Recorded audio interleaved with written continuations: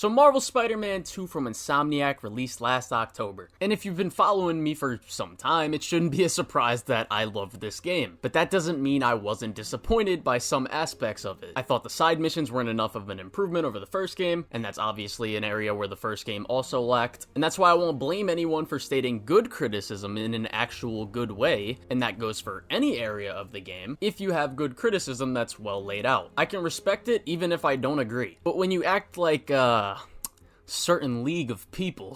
Superhero app that this fat Asian kid named Genki made for you. Wow. Alright. Never played the Miles Morales game for obvious reasons. So I had to... Wow! Okay! That's when I just start to take the opinion less seriously. So to the little rats that like to go into my comment sections and be like, oh, this guy just a Spider-Man dipwiter. He hate anyone who hates Spider-Man. Your intellect is as weak as your dollar. Failure is your destiny. You disrespect yourself and your nation. You are made of stupid. But anyways, one of the things I was most disappointed by in this game was the narrative. When I first played it, I was, you know, super high on the game, but in the passing weeks and almost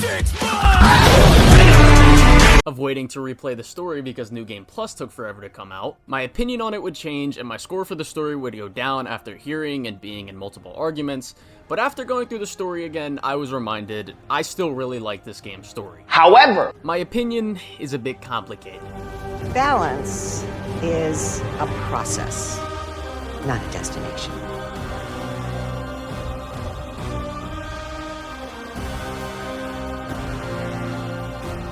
you don't know what you took from me. Sometimes you gotta push the past away so you can make room for the future. All I wanted was to save everyone. I'm sorry, MJ, May. Now the city thinks that I'm the problem, but I'm not anymore. I know you're hurting, Pete, but you're better than this. Take off your mask. I want to see my nephew. I don't know what to do.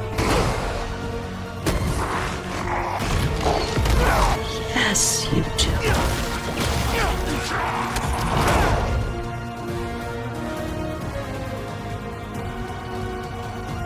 Give me back my friend!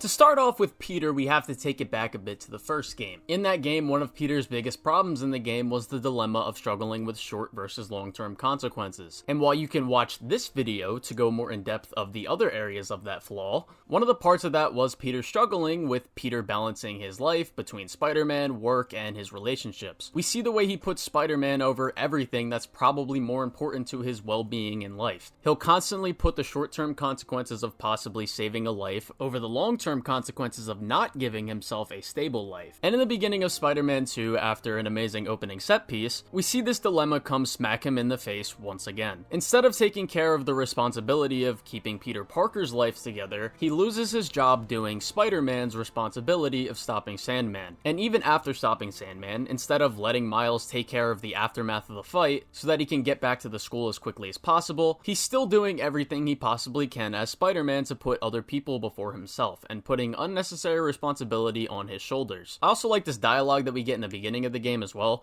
Man, you think he's mad at me? Stress masquerades as anger sometimes. Just keep looking for people to help. No, you sound like you're angry. I'm not angry, Miles. Just focused. That's what my mom always says when she's angry. Come on. You've known me for a long time. When have you ever seen me angry?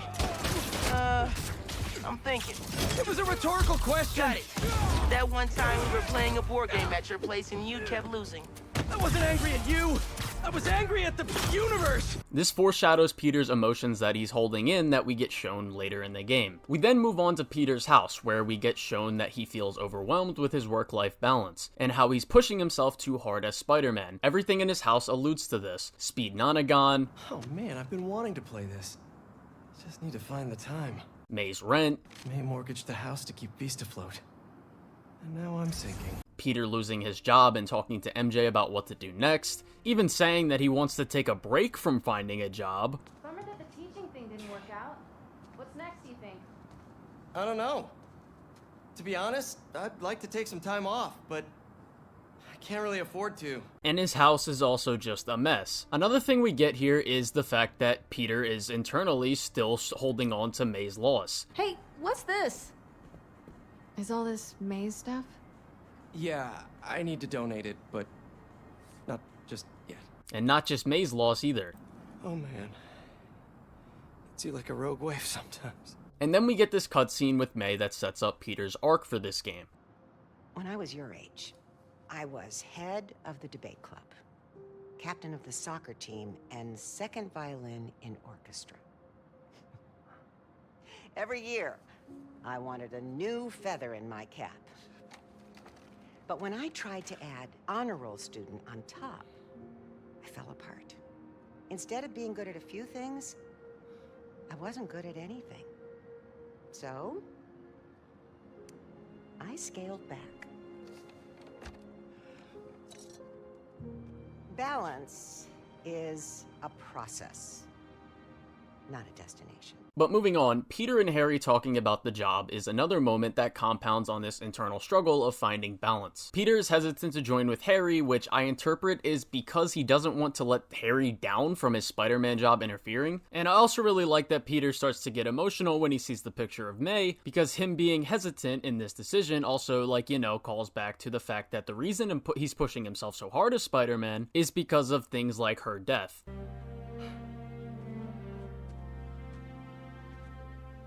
Man. Harry. This is all so amazing. It's perfect, really. It's just... things are really hectic right now.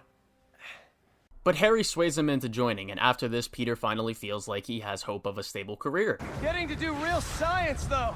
For actual money. Oh my god, I finally did it! I have a stable career! And he can head towards the path of balance, and his best friend has superpowers. They're having fun together. Now, fighting Kraven's goons may not be the best kind of fun, but they push through it together and they are glad to be with each other. But then...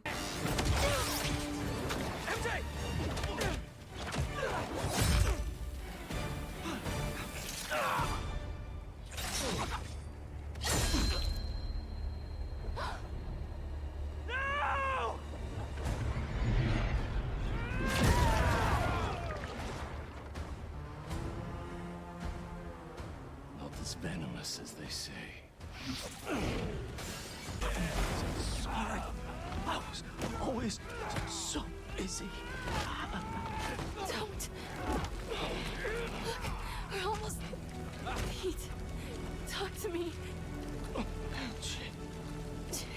Almost there. Hang on. Hang on.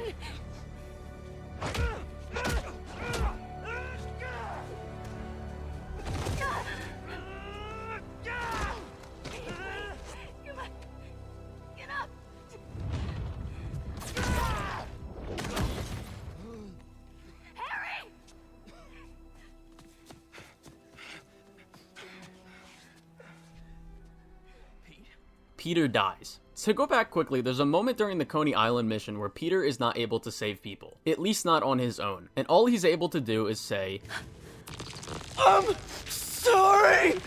Sorry? What are you apologizing? They've cut Peter Parker. They've cut Spider-Man. This is where we get more foreshadowing of the thing that the Black Suit arc brings to light, the pent-up darkness within Peter. And now, when Peter dies, all he can do in his final moments once again is apologize one final time to MJ. Sorry. I was always so busy. What is he sorry for? I don't even understand. What are you sorry for? But the symbiote is what saves him, and that's the start of the addiction.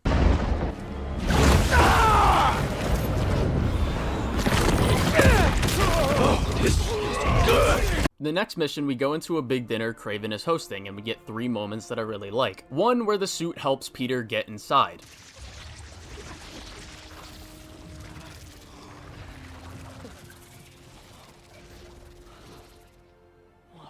2, when he saves someone and says this.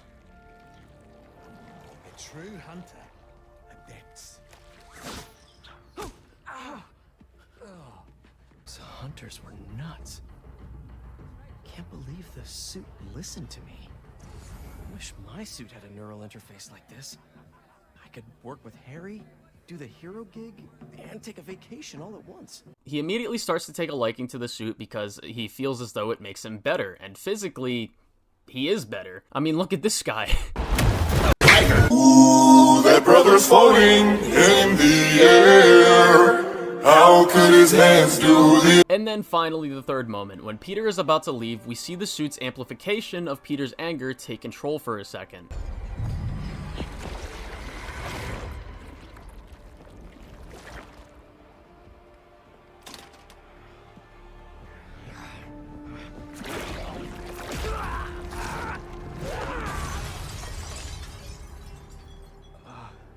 That wasn't me.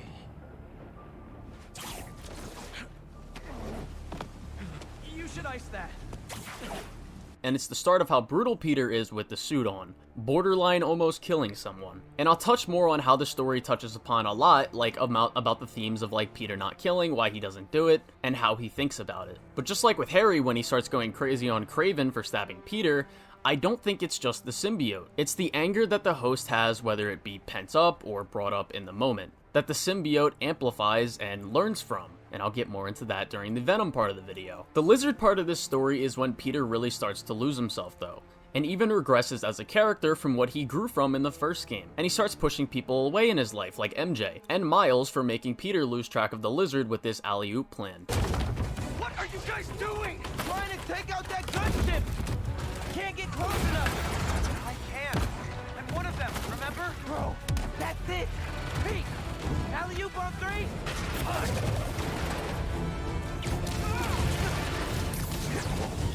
One, two, three, alley! Woo!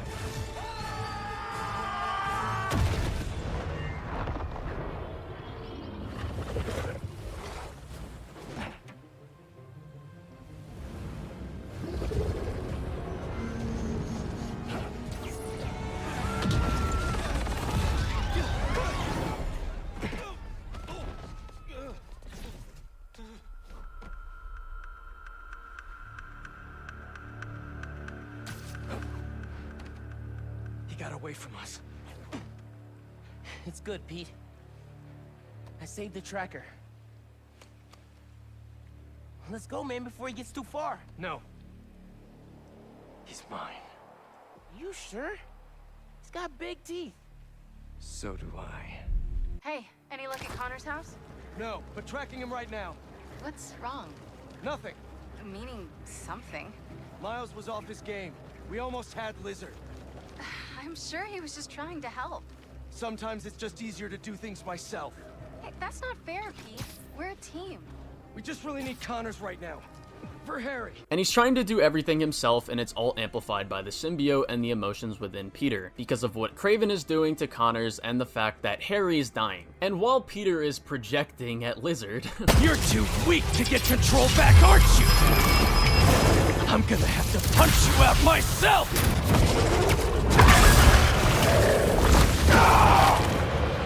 No wonder your family left you!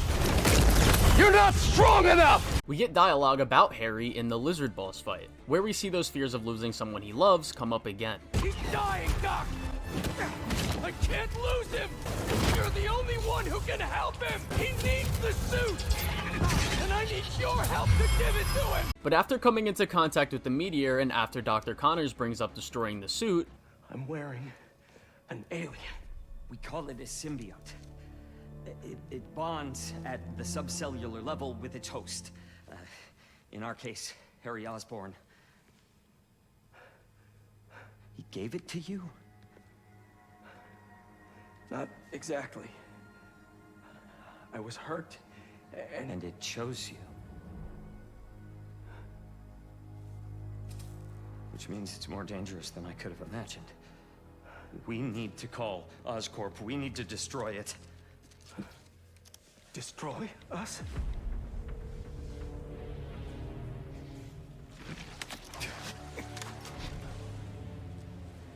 You said it chose me, Doc. Makes me a better Spider-Man. The symbiote begins to take over more and more control to the point where it almost hurts MJ for hurting them. And this is also where we start to see the symbiote's fear for its life. But I have heard people say that they think MJ has plot armor in this scene. I don't think it's that, because I do think during this scene, Peter's subconscious was holding the symbiote back, as he did tell MJ to run, and I don't know why the symbiote would really do that if it wanted to hurt or kill MJ. The symbiote has latched onto Peter's fears of losing people, so much that it makes Peter push everyone away due to thinking they can't handle themselves and would only make this job harder.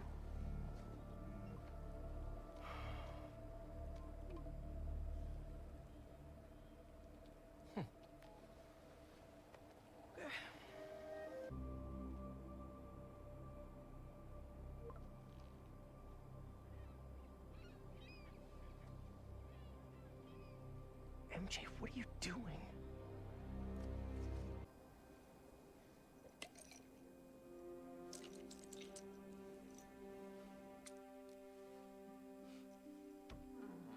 Hey, buddy. How you feeling?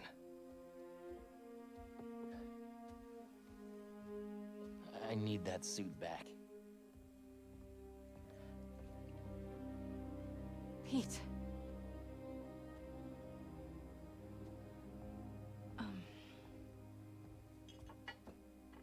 What do you remember about last night?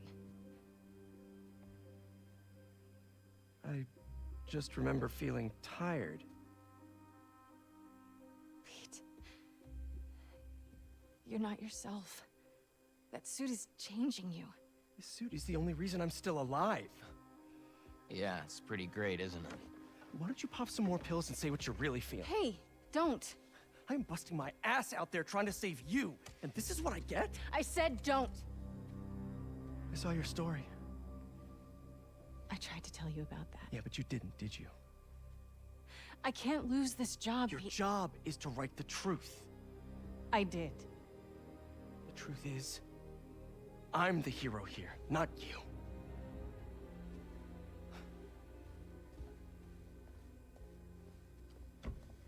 And as usual, looks like I gotta do it myself. Peter, where is Miles?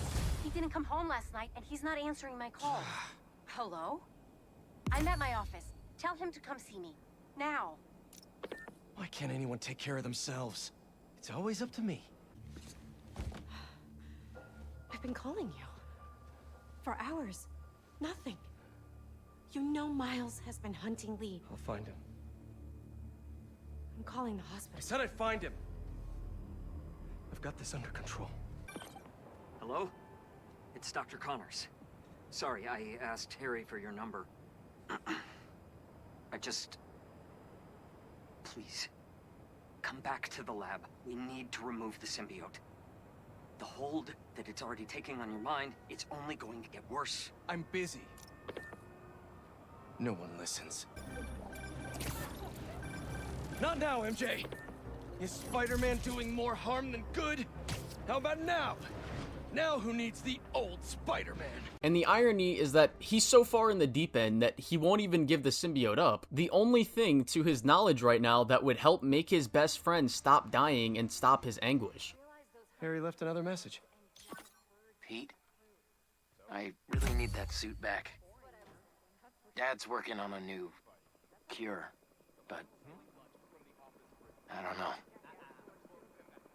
Bring it back. Please. I wonder if Harry really needs the suit. I mean, if I keep it, the city's a better place. Everyone benefits. Everybody wins when Spider-Man's at his best, right? And Norman's a smart guy.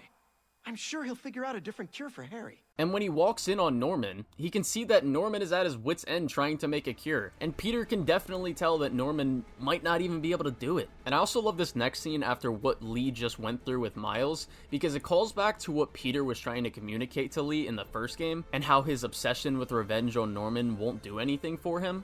I owe him my life. And much more. If we hurry... No. You've done enough. You should be proud of him. He reminds me of you.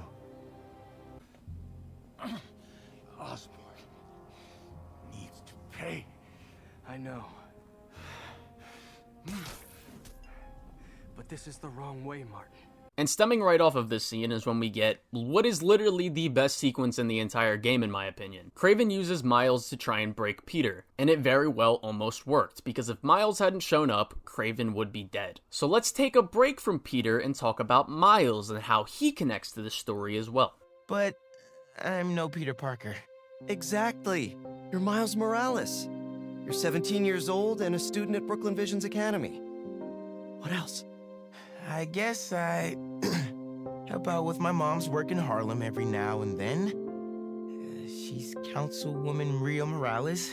And there is a girl I like who's spectacular and inspiring, and I think is one of the best artists in the city. And I also got bitten by a radioactive spider that gave me superpowers. I learned how to be a Spider-Man from the OG. But I learned how to be a hero from my dad.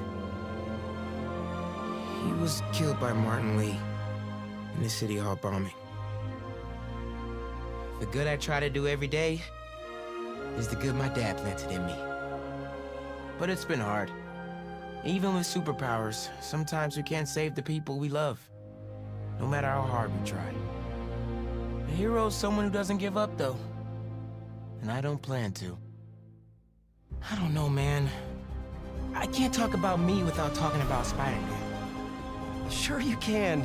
You just have to... Yeah, why don't you just start another draft?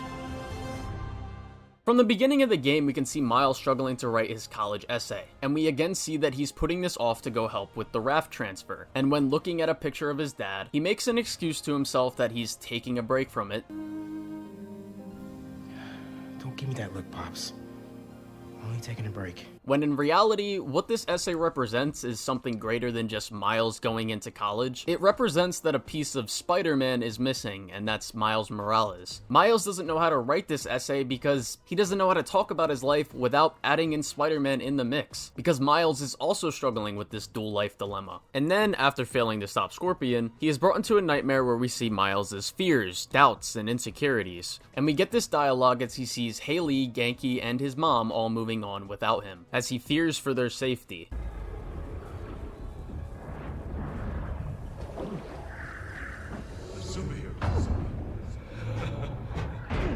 Maybe I'm just a guy who doesn't give up. Give up. Give up.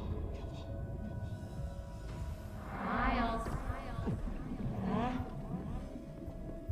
Haley? Wait. It's not safe.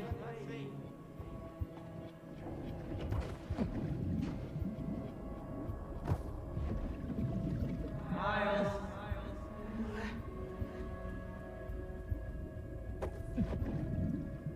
It's so peaceful without Miles. Now that you're Spider-Man, I don't have to worry anymore. None of us have to die. Will anything happen to you?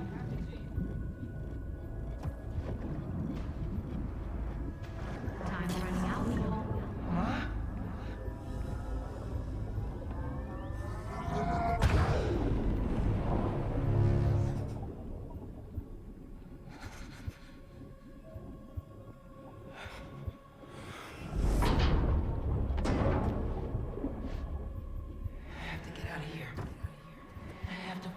But his friends moving on is only one part of his insecurities, whether he realizes it or not. A YouTuber named Rainy made a really interesting video about this game where he analyzes the story through a psychological lens, and I want to play a clip from that video real quick. Look, I don't know if Insomniac Games did this on purpose, but this whole sequence is straight out of a Carl Jung textbook. According to Jungian symbolism, water represents the unconscious. Carl Jung believed that our mind was composed of conscious and unconscious elements. The conscious part of our mind contains thoughts, feelings, and experiences that we're aware of. The unconscious constitutes the aspects of ourselves that we're unaware of, but still influence our behavior and well-being. You can think of our psyche as an iceberg, where the conscious part of our mind is the tip of the iceberg and something we can see, while the unconscious part is the rest of the iceberg and is largely hidden. It's also worth noting that dreams are an integral part of Jungian psychology. They're messengers that dredge out the recesses of our minds. To Jung, dreams are unfiltered and reveal to us things we've stored away in our psyche. So with this context in mind, we can view this level in Spider-Man 2 as representing Miles' personal unconscious. Scorpion's poison is the agent that allows Miles to enter a dream state, and as he's submerged in the water, he's also being brought deeper into his unconscious. All of his repressed doubts of being a hero, his fears of disappointing those he cares about, are made manifest in the voices and visions of his loved ones.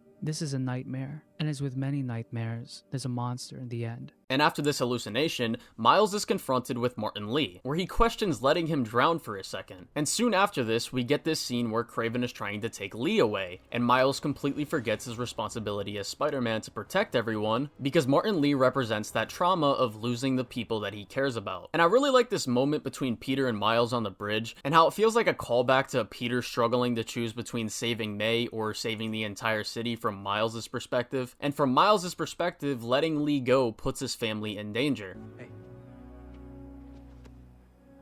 We'll put Lee back where he belongs. Promise. Don't leave me hanging. Trying to soak over here. Not on my watch. Come on. You're too much, man.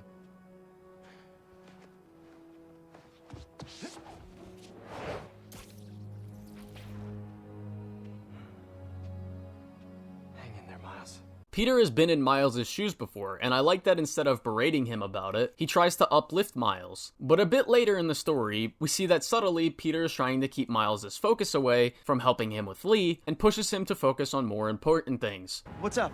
The guys who took Lee and Scorpion? Genki and I tracked the exhaust trails from their aircraft to the Williamsburg Bridge. I'll meet you there. Hold on! Don't you have an essay to finish? Yeah, but duty calls. Trust me, your duty is to your future right now. I'll keep you updated on anything I find. All right. Good luck out there. Well, thanks for the tip. Not sure I'd be able to find Tombstone in time without you. Yeah, thanks. Take care of yourself.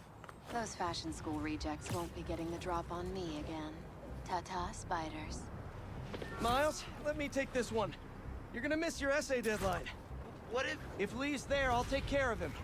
Spider-Man can wait. Miles can't. All right.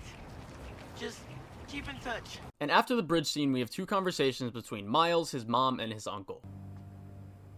Martin Lee. Someone got him out. I know what you're thinking, Miles. This is not on you. We can't let him live up here. It's just another kind of prison. It's not that easy. Never said it was. But sometimes you gotta push the past away so you can make room for the future. And before the conversation with his mom, we have the Coney Island bit where Miles again sees Martin Lee, and he is both literally and figuratively fighting inner demons. And this messes with his head, and it makes him leave Genki and miss out on Haley's exhibit. I just wanted to check in. See how you're doing. ¿Todo bien? Fine. Everything's good. Okay. It's just a lot right now. So much to take care of in the city. Super stressed about my college essay. Pete's busy doing other stuff. And Lee. Lee's still out there. Doesn't that bother you? Of course it bothers me. But I'm committed to making this community better. I've got to let go of things that don't serve me and focus on where I want to go, not where I've been. ¿Entiendes lo que te digo? Yeah. But Lee?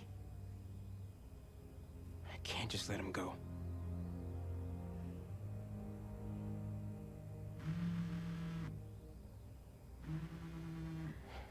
And this moment is again interrupted by Spider-Man. Mom, do you need me to go? Didn't you just finish telling me how busy you are? Yeah, but I always have time for my community.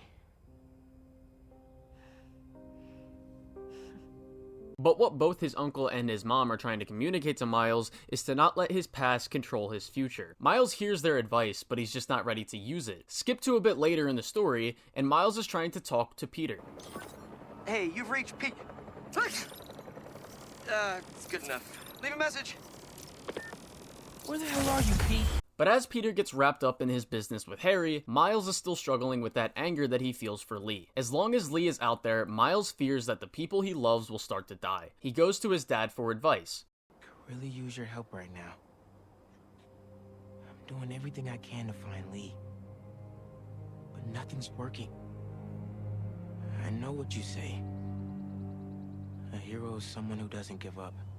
And I'm not. I just don't know what else to do.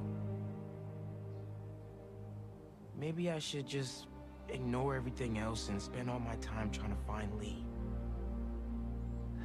No.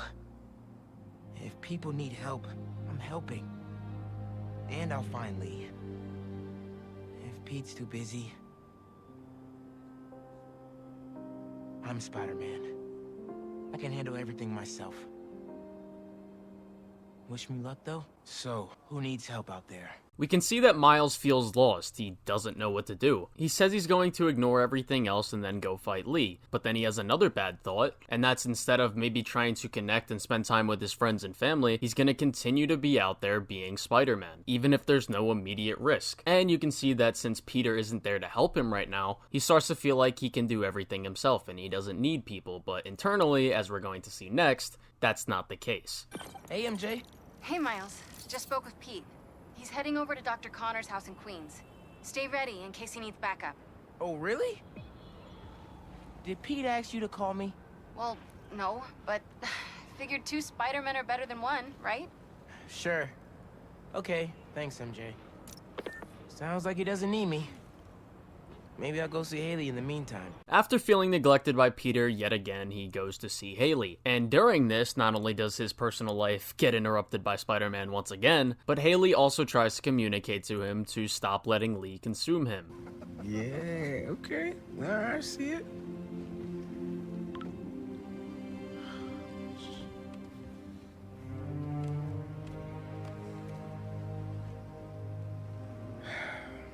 Lee is still out there. The city needs me. It's Spider-Man, right now.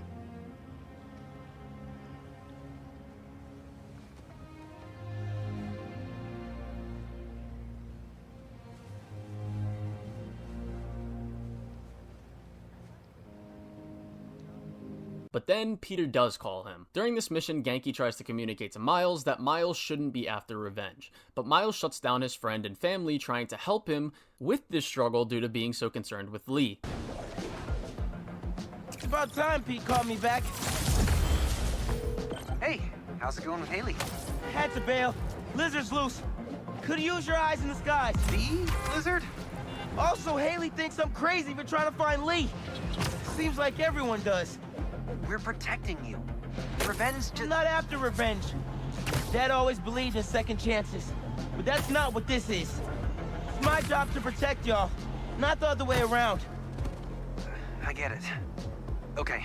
At almost every point in this story, and the side content as well, when Miles is trying to connect or spend time with anyone or finish his essay, it's always interrupted by Spider-Man. But it's also interrupted by Miles' unwillingness to find time for himself, or move on from the past. After the ending to this mission, Miles thinks that Peter is ready to finally work together on something again. But Peter again shoots this down, leaving Miles in the exact same place that he was before this mission. Then, Miles is captured by Kraven, and before the Lee boss fight, we can again see Miles' insecurities of losing his loved ones. What if the hunters know who I really am? What if they took off my mask? What if... Genki, can you hear me now? Please. Did they get to him? Did they get to Mom? But then he has to face Martin Lee, and he berates Martin on the things that haunt Martin from his past. But the ironic thing is that both Miles and Martin Li are both struggling with their past, both physically and mentally in this fight. So how many people did you kill before I got here? I didn't have a choice. You always have a choice.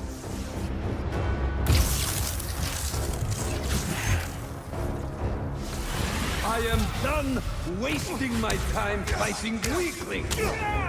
Prove you are worthy of my life.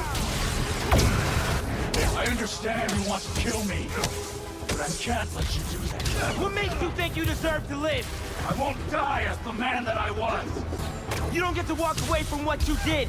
The inner demons, Devil's Breath, the City Hall bombing. Don't recount my sins to me. I know what I done. You have no idea. Did Kraven bring you here, or was this voluntary? Save your superiority complex. We're both in this arena. Looks like serving time didn't change you at all. You're wrong.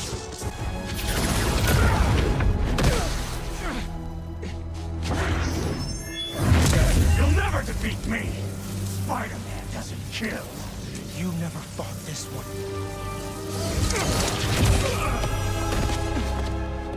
Do you feel any regret for what you've done? Whatever I did to you in the past, it's never been personal. I'm sure to you it wasn't. What do you want? An apology? I want you to feel even half the pain you caused me. I don't want to have to kill you! Wow! Maybe you have changed. This is gonna be the last time you hurt anybody. You're a cliche. At least the other spider has a man behind the mask. You don't know anything about me. And eventually, Lee uses that to his advantage, and those fears, doubts, and insecurities that I talked about earlier are fleshed out upon even more. None of this is real. What's more real than fear? What are you doing to me? Taking a look into your soul, I see a boy terrified of being alone, of failing his family. Get out of my head, man! Out of your head. But there's so much to see in here. So much dread, so much pain, so much doubt. Miles. Pete? You don't get it. I mean, I tried. I tried to teach you, to make you into a hero. I knew you'd always be second best, but... all you've ever done is let people down. Put people in danger. That's not Spider-Man. Spider-Man helps people. You just hurt them. It's not true. Hey, whoa, don't shoot the messenger here. It's not even me you're letting down. It's your dad. Oh, what the hell, Miles? I know this is you, Lee. Yeah, of course it is. I'm always here for you. I do everything for you. I'm not listening. Yeah, I'm not surprised you'd say that. Because all that matters is you, right? All you do is take. You put me in danger. You put Haley in danger. And for what? What do we get? I know I'm left behind. That's all we get. Or we end up like Finn. Ganke! Ganke! I know I said it wasn't your fault, but I guess I just mostly felt bad for you. I can't do this anymore, Miles. You're always gone. Always in danger. No! You're going to get yourself killed. Won't! And then what? You can't win, Miles. I should never have let you try. All it's ever done is make me more alone. Put me in more danger. No! I want to protect you! I will! Heard that before. I mean it! Not from you. On the day he died, Mom! Your father told me, just that morning, that everything he does... No! No, no, no!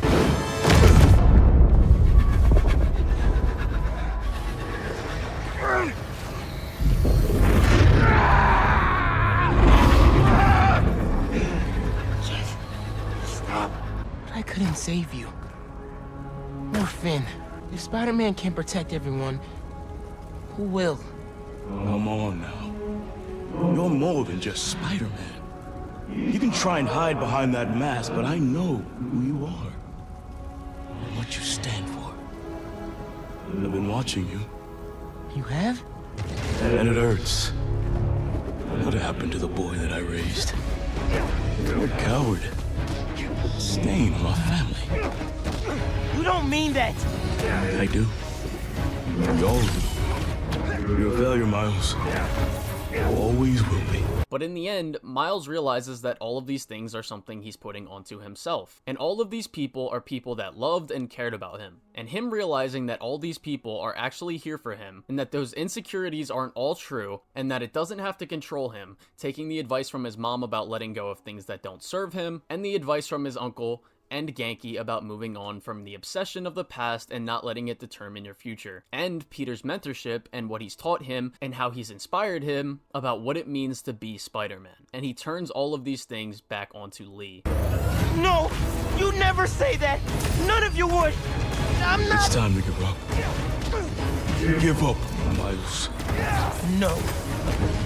Give up! I won't. Give up. Give up. Give up.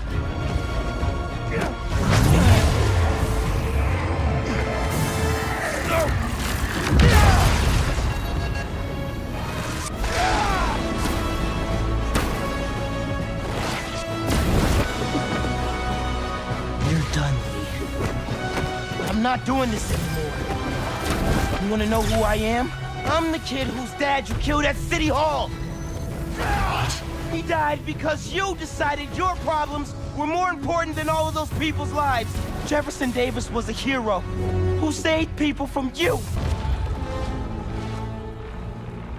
Miles. No. I'm done listening to you. Losing my dad? It's not what's holding me back. I was the one doing that.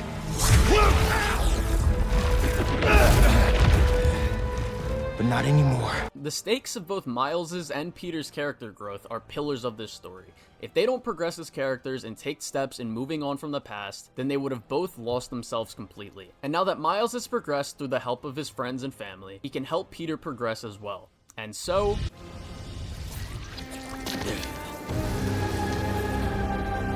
Sorry about that. I just...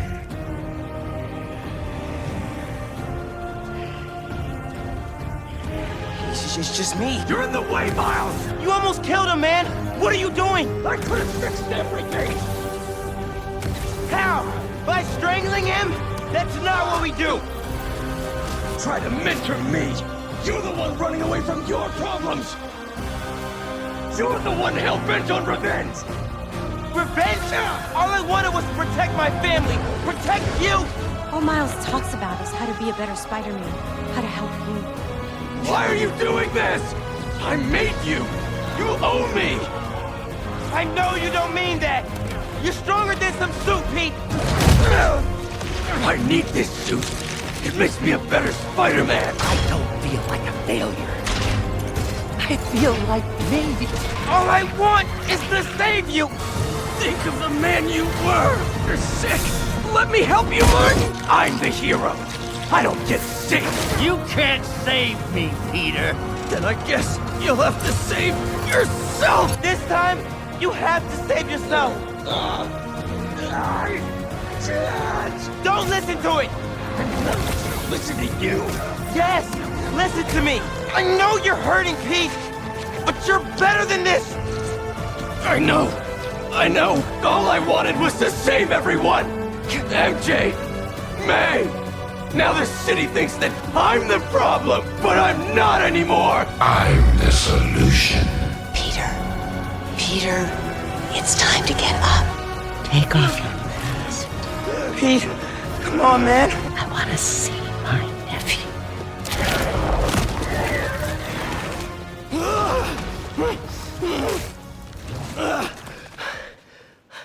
Peter's obsession with trying to save everyone and making Spider-Man the main priority in his life almost caused him to push everyone in his life away and lose himself completely. The same way that Otto and Martin Lee's obsessions made them lose themselves. But it's through the help of Miles, the person that Peter has mentored and has been there for since the day his dad died, that he is able to help Peter.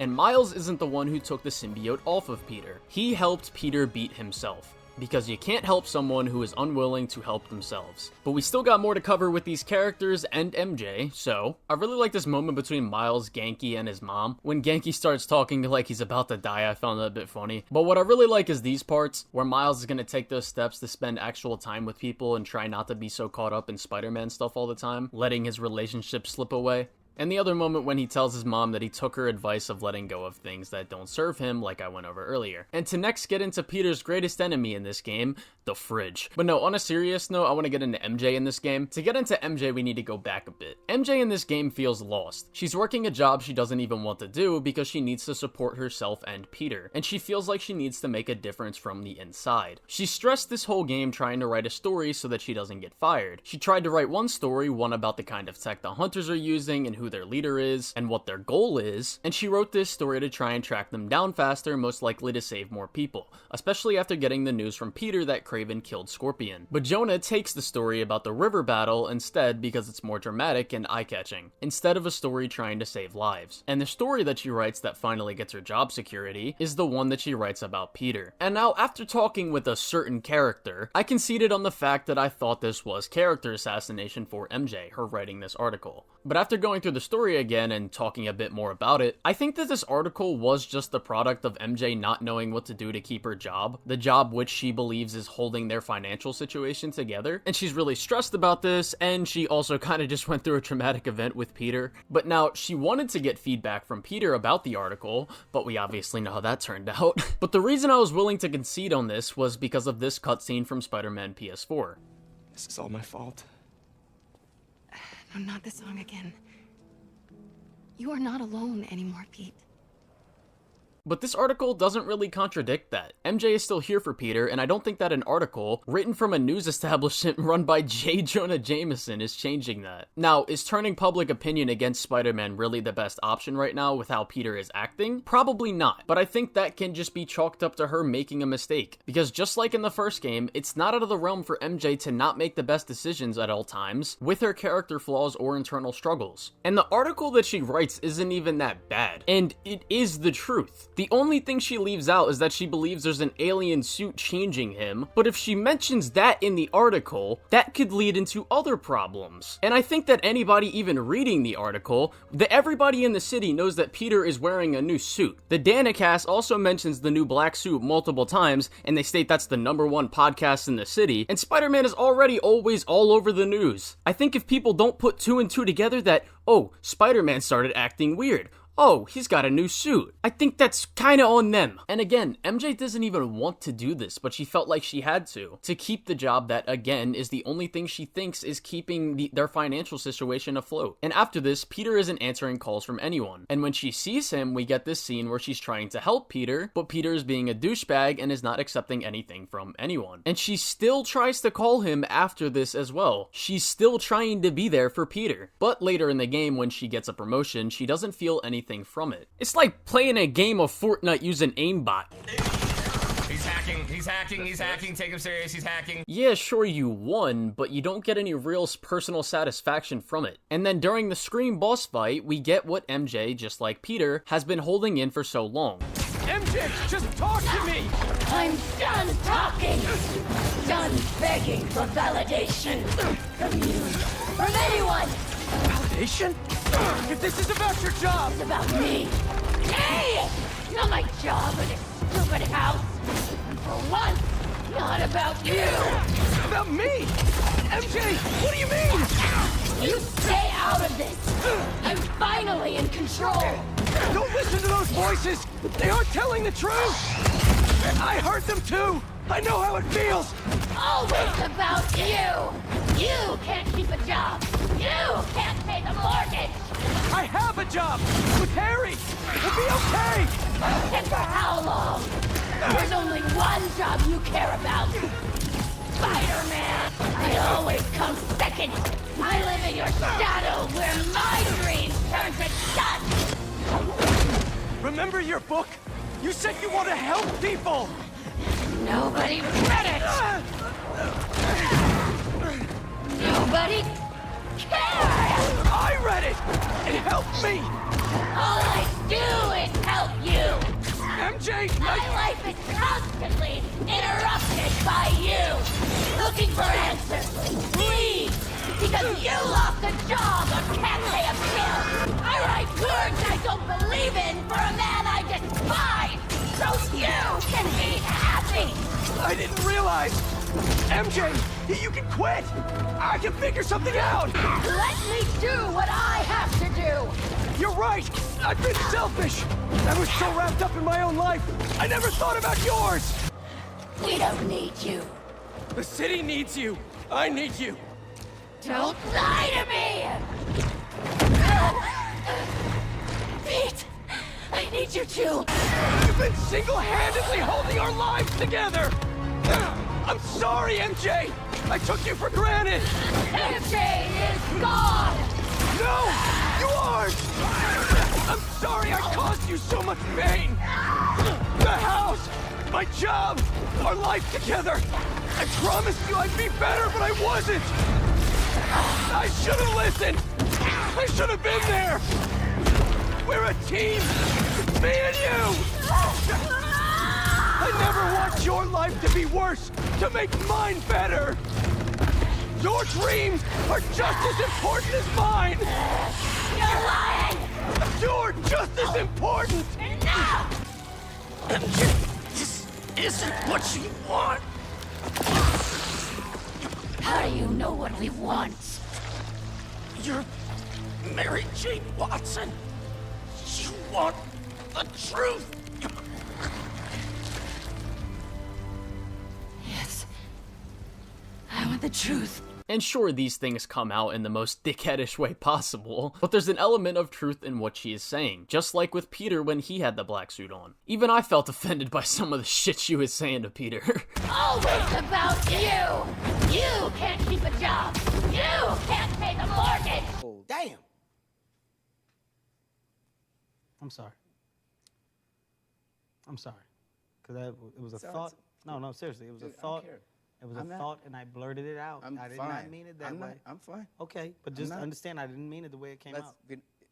We'll take a poll on how you meant it with people here later after the show's over, but... I can sit up here and honestly say, buddy, that was from a place of love. In the beginning of the game, she felt like she needed to make a difference from the inside, and by the end of the game, she finally realizes that she is lost in achieving her goals and dealing with her internal struggles.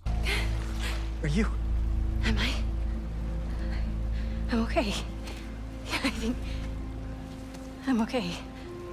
You did it! Wait. Not yet.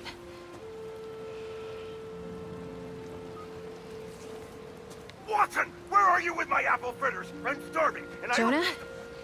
Kiss my ass. I quit. What's up? You're so cool.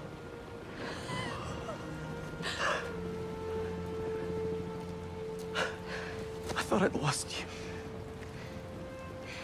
I think I've been lost for a while now. Not just to the symbiote. For months I've been trying to be something I'm not. I'm glad you're back. Sorry. It wasn't you. And I wasn't me earlier.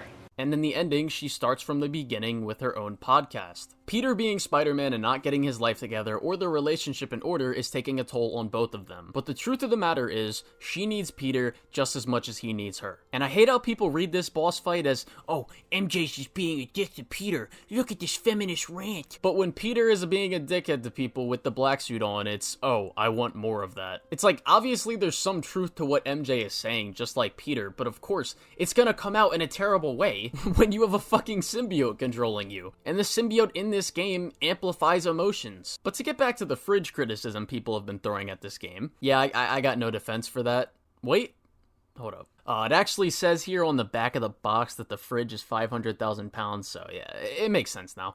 On a serious note though, this is like literally a nothing burger of a criticism. It's a nitpick at best. If Peter gets the fridge off of him quicker, literally nothing about the plot changes. Next, we have to take a look inside Peter's head and see the things that have been affecting him so heavily laid out bare. Where are we anyway? We are inside Spider-Man's mind. I've seen what those creatures do to people around the city. They get in your head, twist your desires. It has a stronger hold on him than I thought. Where do we start? We have to find the source of his pain. Follow me. Try and lead you to where it's darkest. Is this? The raft. It makes sense why Spider-Man would think about this place. Most of us are here because of him. I think... Miles!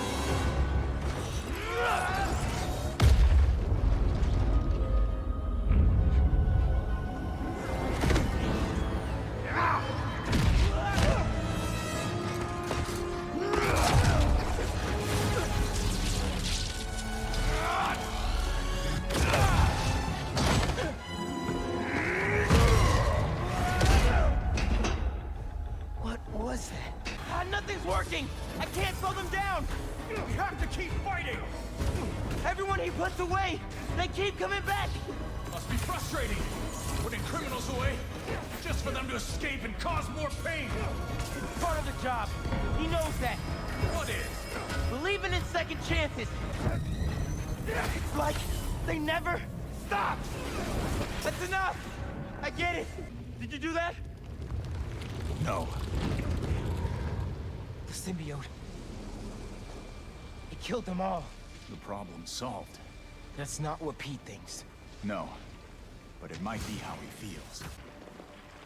All these villains. He really thought the suit could solve it all. Is that... me? You caused a lot of pain, man. A debt I will spend the rest of my life repaying. May's house. I haven't asked Pete about her in a long time. What's wrong with me? When you get caught up in one part of your life, it's easy for the rest to fall away. Balance is a process, not a destination. It is her. She's dead because of you.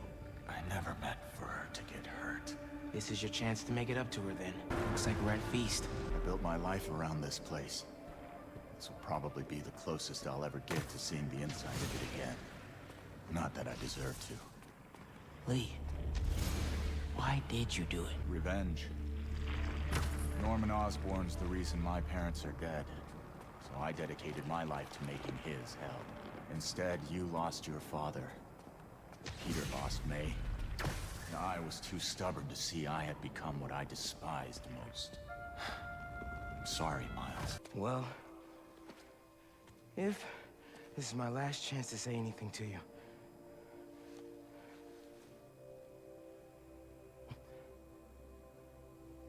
I won't forgive you. It's just not in me. But I can't carry this hate for you anymore, man. So let's set things right. You and me.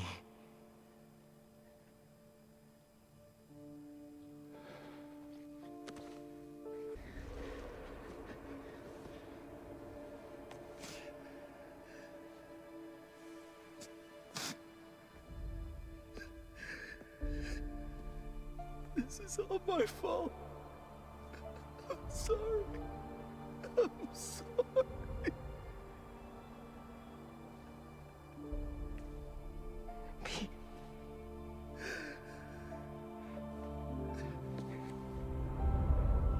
And while we're here, I want to touch upon this aspects of Peter's character, and how this game tackles and touches upon the themes and the concept of him killing. In the game, there is two moments where both Peter and Miles are willing and about to kill people. Miles with Lee, and Peter with Kraven. In the boss fight with Martin Lee, Miles is still thinking of Martin as a terrible person and nothing more, as I showed earlier. And just like Martin, Miles in this moment, when he's willing to kill Martin for vengeance, turned into the very thing that he's fighting against, just like Martin Lee with Norman in Spider-Man PS4, and I love the parallel between the two. And I really like this insight that Kraven gives while watching the two fight. He notices this as well.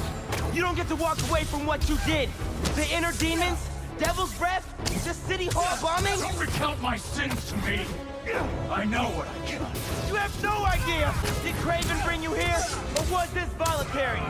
Save your superiority complex. We're both in this arena. Looks like serving time didn't change you at all. You're wrong. We awakened something in Spider, and you in him.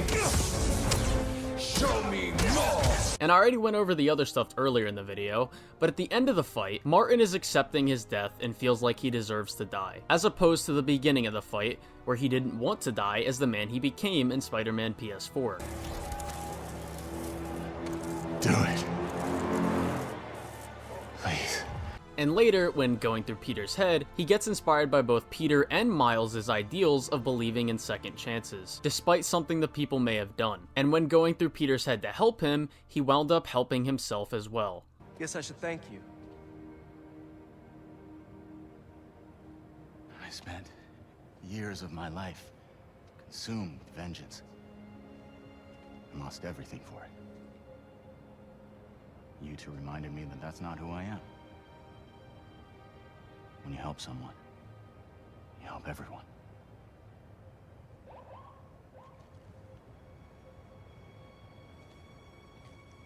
Where are you gonna go?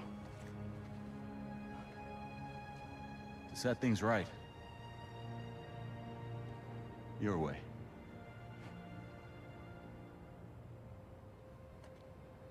And to move on into Peter's head, he sees killing as an easy way to stop the problem, and a way to keep everyone safe. And the symbiote took this thinking and twisted it. Did you do that?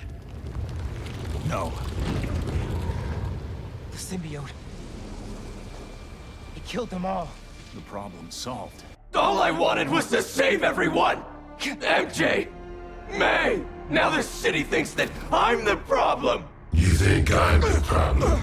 But I'm not anymore! I'm the solution. And after this moment with Lee, we see Peter start to forget about that thing about second chances. Reminds him of me. He doesn't even know me. Or Miles. A little bit of help, now all of a sudden he's a good guy. As soon as Miles is safe, Lee's going back in a cell. Not now, MJ. Is Spider-Man doing more harm than good? How about now? Now who needs the old Spider-Man? What's so great about the new Spider-Man anyway? He can't even stop some hunters. They destroyed the EMF. Destroyed my life.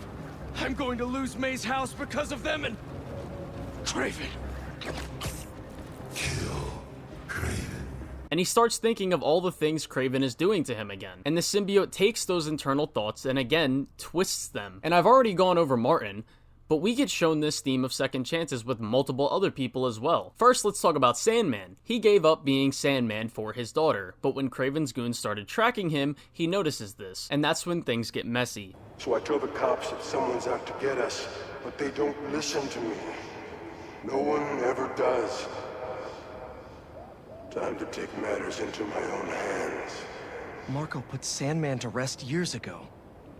And Kraven woke a sleeping giant. And so, he tries to take matters into his own hands, but Kraven's goons were waiting for him. He managed to escape the first encounter, but when he arrives home, his daughter isn't there, but the hunters are. And they took him to a base, and desperate to know where his daughter was, he turned into Giant Sandman to escape and try to scour the city to find where she is, and in the end, we get this. I tried to be the best dad for you, Kimia. I really did. All I can do is hope they didn't get you, and that you're safe at your mom's. I love you so much, Mia. We'll be together again one day. I know it. Spider-Man, sorry for my welcome mess. Thank you. You helped me get my mind right. I'm sorry for not listening. Guess I never got to know the man behind the sand. But I think Kimia's at her mom's. On my way there now. If she's there, do me a favor, give her those crystals. Something to remember me by. Of course. Take care of yourself, Flint. And I like how all this stuff connects to the beginning of the game. Sandman! I always hated that name. I know you're angry at me. This has nothing to do with you. Leave me alone! I just wanted to live normal, like everyone else. This isn't the way, Marco. For a guy like me, there is no other way. You gotta calm down, Marco! Innocent people are in danger! I care about them, but not me. Because Peter didn't know why Sandman was doing this, and he thought Sandman was doing it to get him. But once he realizes what it was for, we get that great conclusion to the side mission. Then we go to Mysterio. Quentin wants to use his talents for good, and keep his past mistakes in the past. And the people he's working with just keep pressing him on the Mysterio matter. And continuously throughout the story, his past just keeps holding this weight on him. They try to get a break and pitch their technology to a company, but they are unwilling to make a deal due to what Mysterio has done and the name that he made for himself. One of the people he's working with, Betsy, takes out a loan because no one else will take a chance on them. But with this, she again tries to use Quentin's past as a way to promote what they're doing. But he slowly starts to pick up on what Betsy and Cole are doing. Betsy is using Mysterio's genius as a way to get money, treating him like he's just an object to be used for money. I think he's on to us. If so, there's only one solution. We need him alive. What do? Just tie him up? Or something? Yes! Good idea. We set him up as the fall guy in case anyone catches on. Yeah, like tell everyone he went full Mysterio? Exactly. He would be the one most likely to steal money, not the two women who aren't former supervillains. Now we just need to figure out how to get the richest people in the city into these Mysteriums. Okay, but there's still some code that I haven't figured out, and the Spider-Men will help us with that. Ha! That's brilliant. Heroes always looking to help. And if all goes to plan, we'll have millions in the bank before anyone catches on. And when they do, Quentin goes back to prison, and we retire in style. In the boss fight, you understand that Betsy and Cole are creating these illusions just based on how they perceive Mysterio. And Miles also even falls for this, because it's so easy to think badly of someone who made a mistake, even if they appear willing to change. Remind you of something? But by the end of this, we get this really cool moment between Miles and Mysterio. And I think how this ties into Miles' character arc is really well done. So can I tell everyone Mysterio's a good guy now?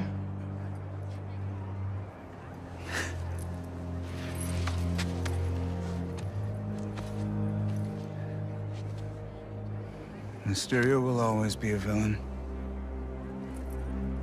Just as Spider-Man will always be a hero. It's when you start looking at the people behind the masks that things get messy.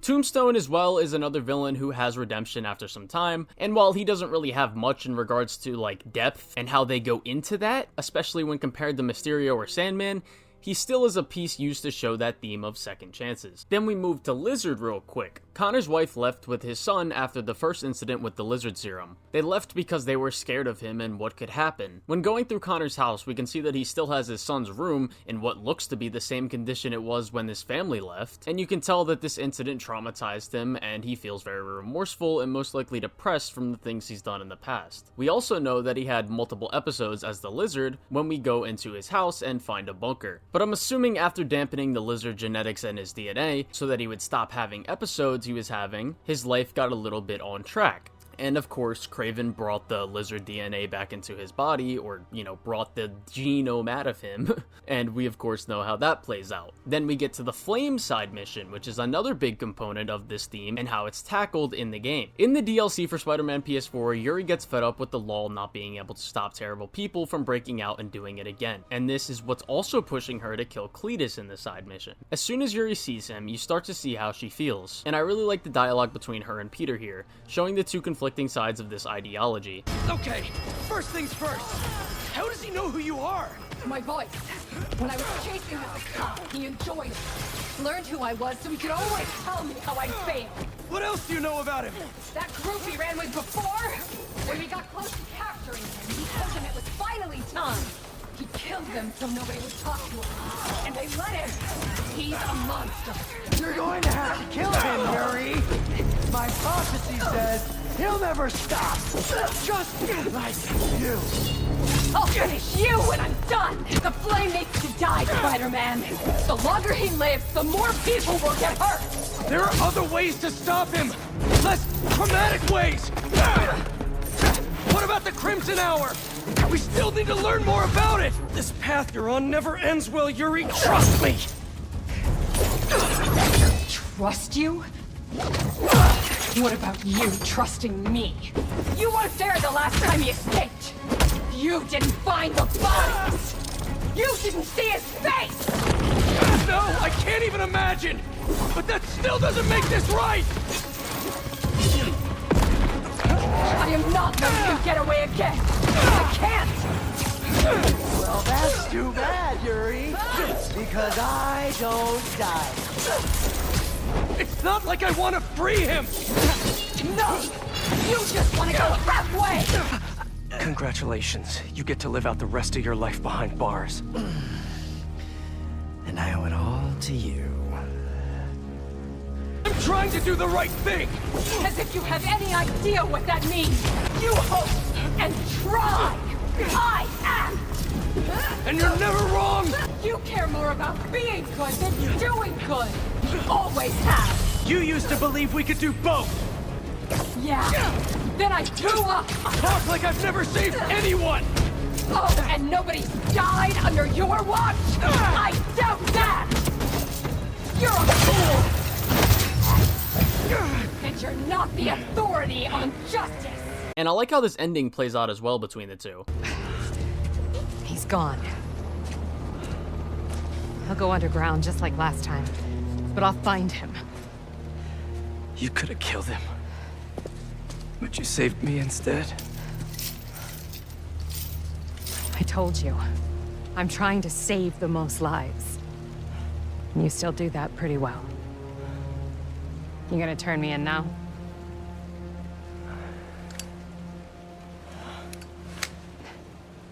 I'll let you know when I find him.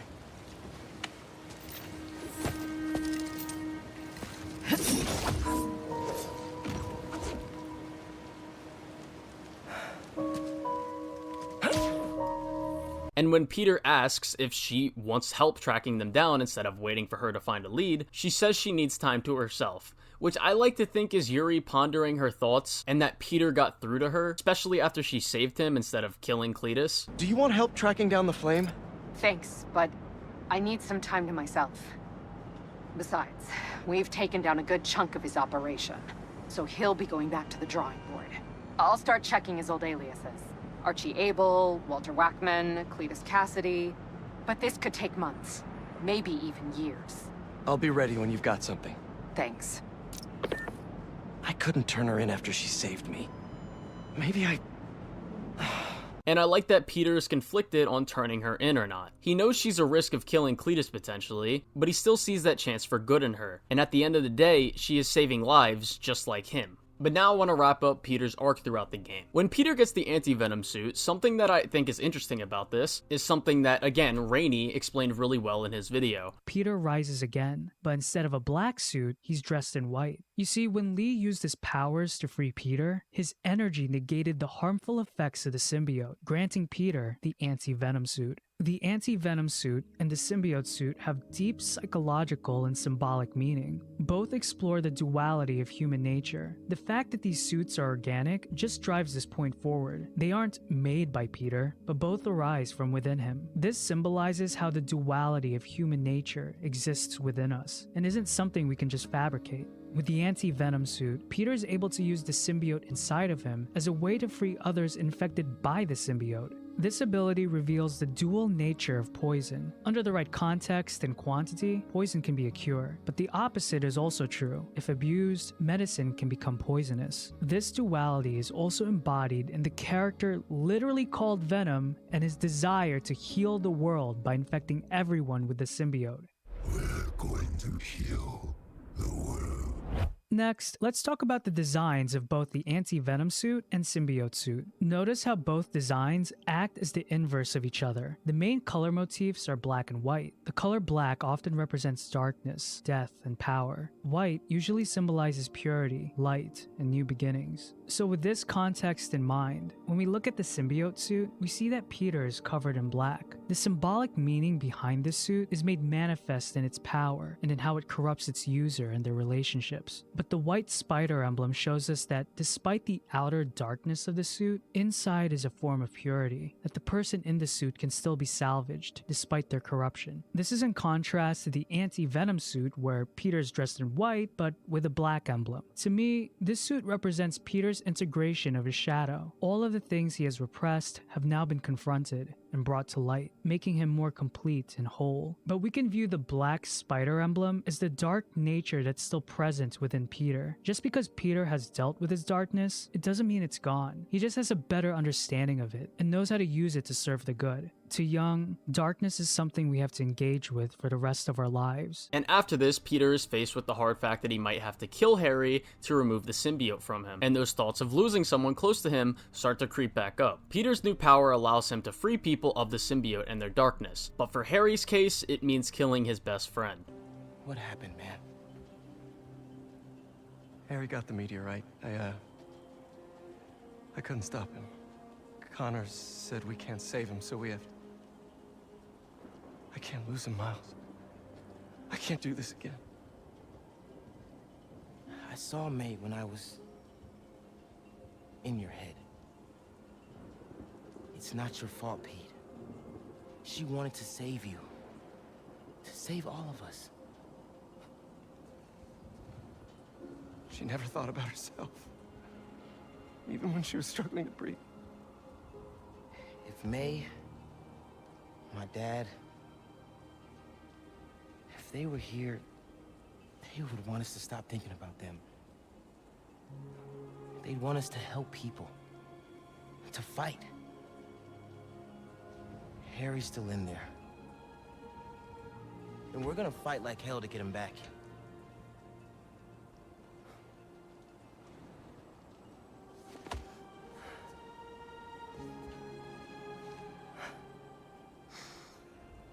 Call the play, coach. Let's split up. Cover more ground. You find the meteorite, I'll clear that nest out. You got it, Spider-Man. And the thing I also like about this scene is how it's a callback to this scene from Spider-Man PS4. MJ, if it weren't for you and Miles, I would have been... As dead as I would have been the last 8,500 times you saved me. Pretty sure I still owe you a few. That's smart. Hey. I'm sorry I screwed things up. It's just hard being the one who always gets saved, you know? Sometimes I want to do the saving. I'm sorry I made you feel like you couldn't. Still partners? Always. Hey, so I didn't know if, you wanted sparkling or flat or spring or mountain spring, so I got one of each. Am I interrupting? No, MJ, Ms. Watson, and I were just talking strategy. Strategy? That's right. The city is in danger.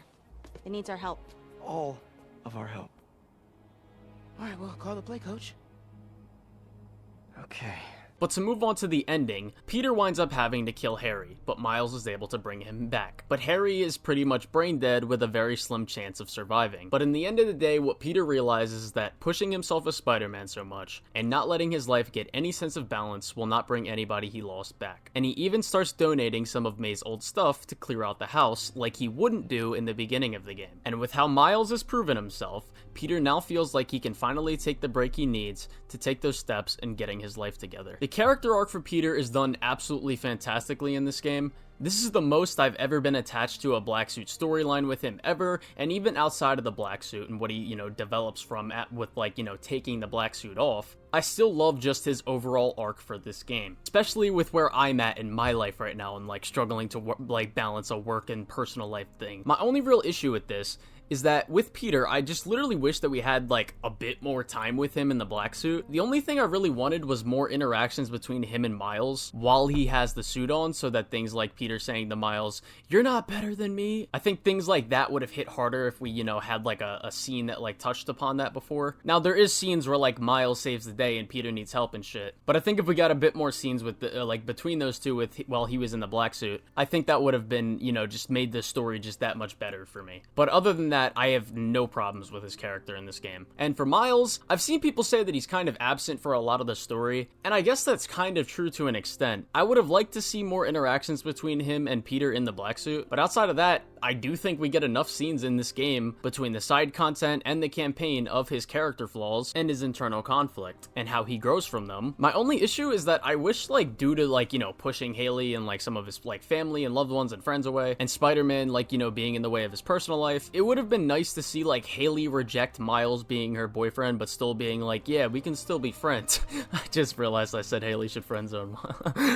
But on a serious note, it would have been nice to have something like that, like, due to him being Spider-Man and not always being able to focus on them in, like, that kind of relationship. I think that would have been a nice way to have, like, a bittersweet ending to that arc. But overall, while I think Peter has a stronger and, like, more interesting character arc, I still think Miles had a really good character arc as well. But now, let's talk about some villains. First, we gotta start off with Harry / Uncle Terry and the symbiote. When we first initially meet the symbiote in Spider-Man PS4, I'm assuming the symbiote didn't want to bond with Harry at first, because why would it want to bond with a sick and dying regular person? It most likely wanted a more ideal host. It bonds at the subcellular level with its host.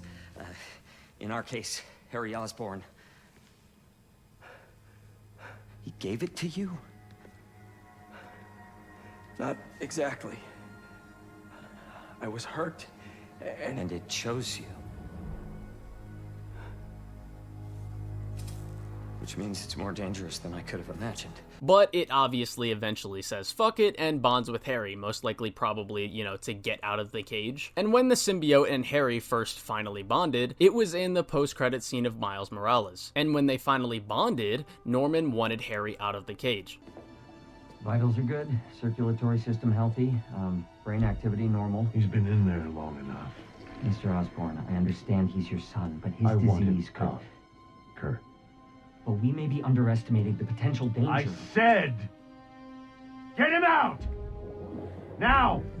And I'm assuming this was close to the beginning of Spider-Man 2. And when we're first introduced to Harry, his goals and motivations perfectly align with who he was established to be in Spider-Man PS4, with the research stations. And he feels great. He's happy and braceful of the future and wants to use his mom's dream and share it with his best friend, which he feels like he needs with him in order to accomplish this goal. And he takes Peter to the same place where his mother died. And he's now taken that memory of her and her vision of the world and turned it into something that is a bright future and something to be hopeful about. Lots happened in the last 10 years. It's a miracle I'm even sitting here now. I got a second chance. And I'm gonna take advantage of that. But I need you with me, Pete.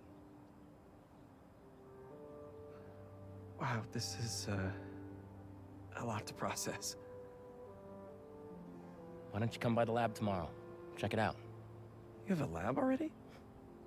I'll show you some of my ideas. And we can talk about it some more.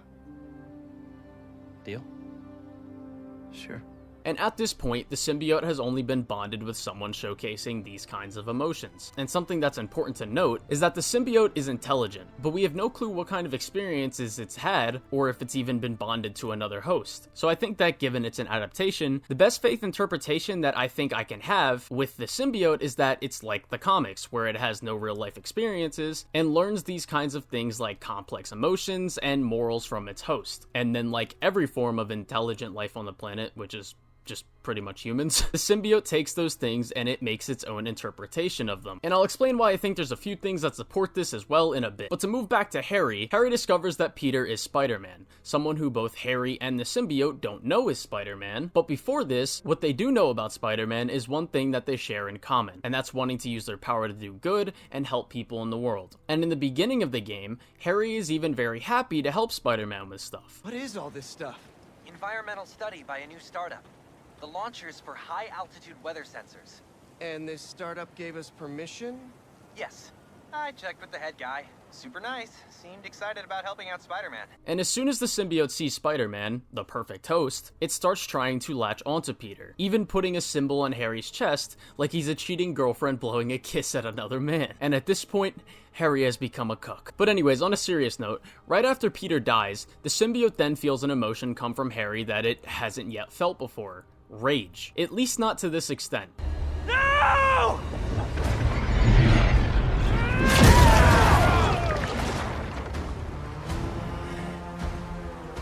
Not as venomous as they say.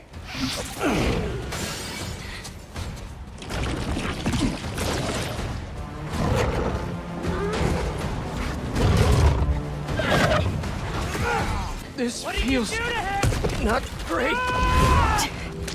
I'll kill you! Harry! Do it then!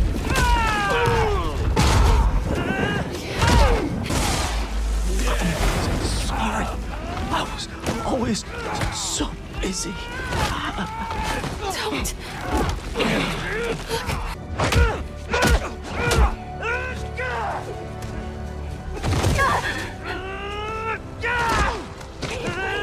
Come on.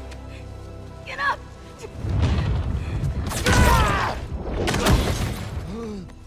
Harry!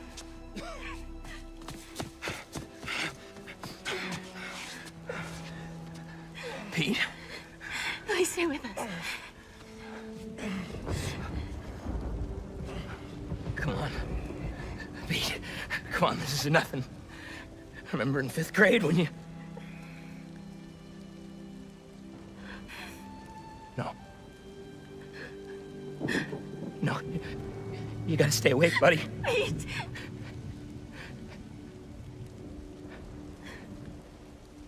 No!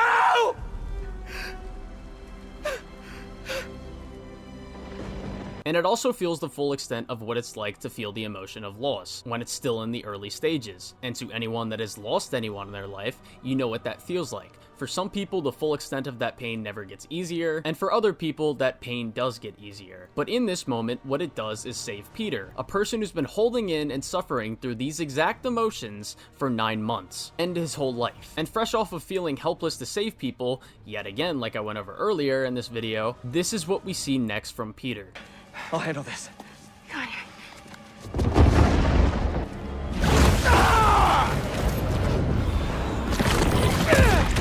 Oh, this is good! How does he live? Guess your boss needs better aim! Show him what offense he's given! You're just what Kraven has been searching for. And I feel sorry for him!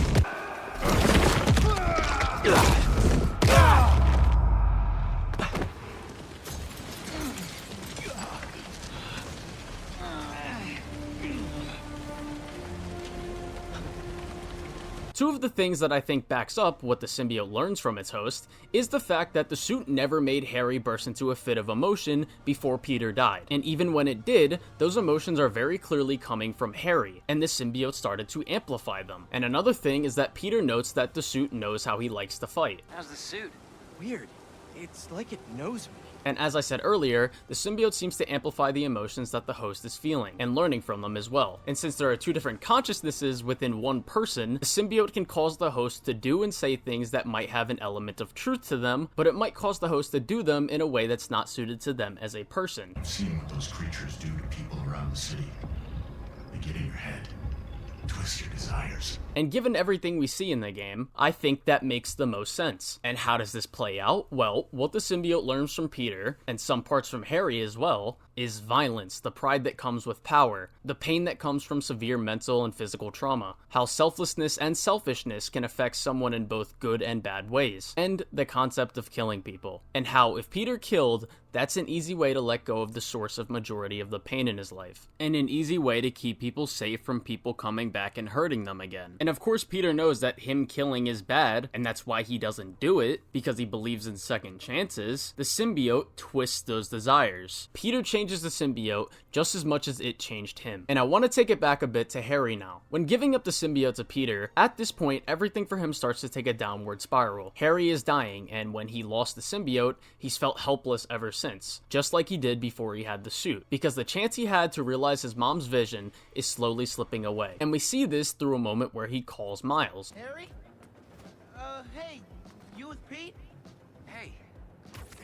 No. Listen, I saw you chasing that robot bird around on the news. Do you need any kind of tech support? Like, running the app or something? Actually, I got a friend doing that already. Gotcha. Sorry, I'm just feeling useless, and my mom would always say, if opportunity doesn't knock, build a door. Even though she's gone, I still ask her for advice. Is that weird? Nah, it's the same with me and my dad sometimes. Nice to know I'm not alone. Thanks. And good luck out there. You too, man. And after the EMF gets destroyed, both Norman and Peter are treating the Emily May Foundation like it's just some thing, and you can tell that Harry hates this. Are you hurt? I'm fine. We both are. But the Foundation... I don't care about that right now. Are you sure you're okay? Yeah.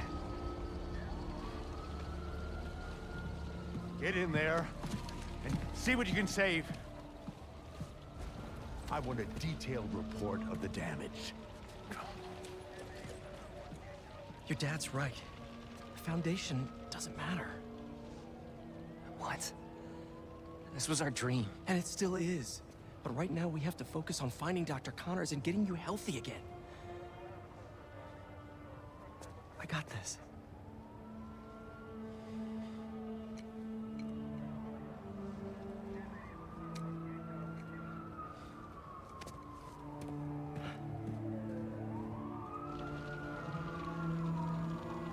Another moment is when MJ calls Peter, and Peter tells us that he can tell Harry is getting sick of the reassurance that people keep giving him. Hey, Pete, you should check out Connor's house in Elmhurst. I still have his phone, and something just triggered the silent alarm. It has to be him. I'm on it. Wait, what happened to the Foundation? Hunters attacked while we were finishing up the antidote. The Emily May's destroyed. I'm so sorry. Are you guys okay? Harry's getting sick of me saying everything's gonna be all right, and I'm just focused on finding Connors.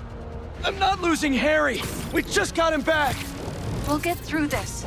I know it. And after the lizard chase, we see this sense of Harry feeling like he can't do anything once again, as he continues to slowly die mentally and physically. Harry, you're alive. I haven't heard from you in a while. I'm close to finding Dr. Connors. As soon as I stick him with the antidote, this suit's coming right back to you. Okay. Let me know when you find him.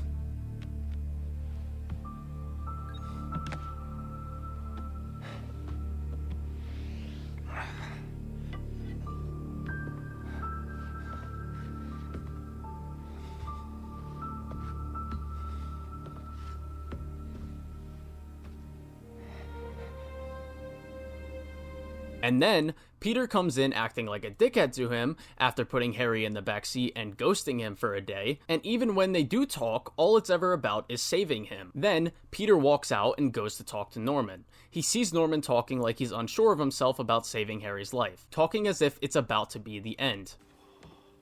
Don't worry, Harry's gonna get better.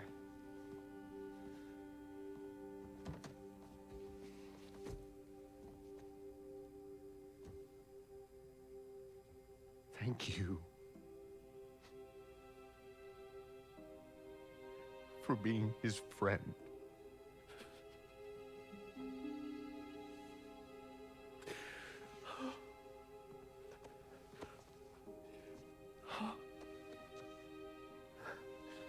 Watching you two grow up together.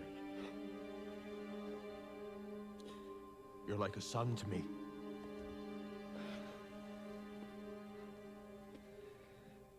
I am so proud of the man you've become.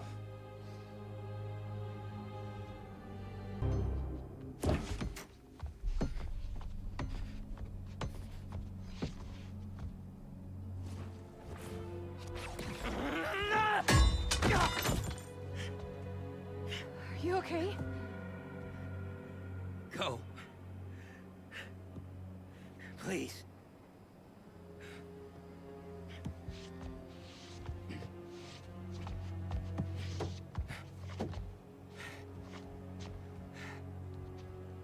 Harry. I said leave!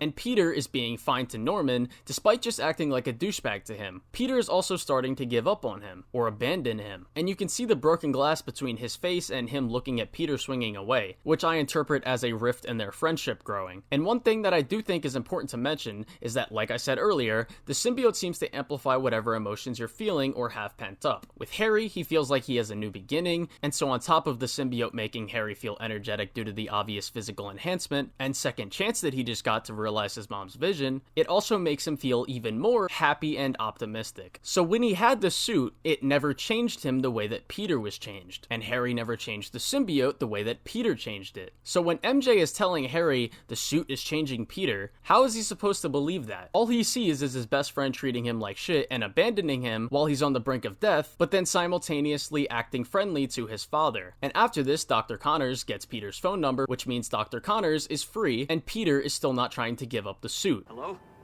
It's Dr. Connors. Sorry, I asked Harry for your number. Please, come back to the lab. We need to remove the symbiote.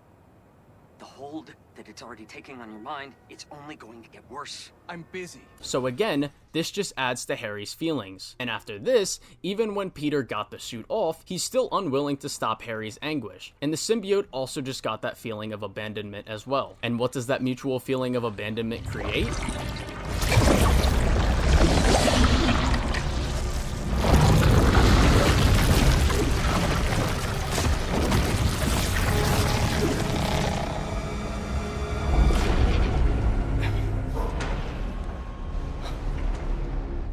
Harry, are you...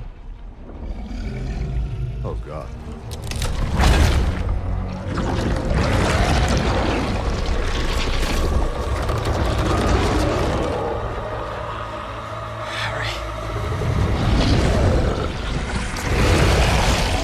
The combined rage of Peter and Harry and the mutual feeling of abandonment cause the symbiote to bond fully with Harry. All of these emotions the two have grown in the past few days are allowed to run rampant, taking out anyone who stands in their way. And then 3 moments I love during this rampage narratively is 1, when Norman brings up Peter over the comm. Harry, stop! I know it's useless, but we've never been closer to a cure. I know we'll find one. And so does Peter. And 2, the dialogue during the Kraven boss fight, and I also like how it shows the parallel between the two during the fight, and how both of their bodies betrayed them, and how they both don't want to die not accomplishing their goals. We're separated because of you. Is that so? Excellent. Long as I dreamt of a perfect death, drenched in fire and blood. Will you give it to me? You destroyed our world, hurt our friends. Come, let your vengeance feast upon my flesh. Yes, you will be my final hunt, and I shall be your first. Let us show the world what death should be. You want death?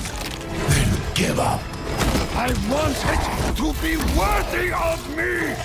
Do you know what it's like to have your body betray you?